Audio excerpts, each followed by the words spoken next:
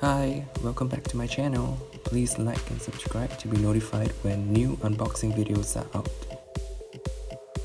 Today, I'll be unboxing the latest Travis Scott Air Max 270 React Cactus Trails that released on 29 May 2020.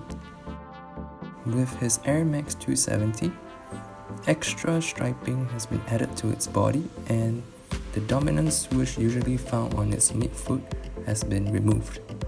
And of course, no Travis Scott sneaker would be complete without the Cactus Jack branding, and this one features it on its insoles and heel tag in creative ways.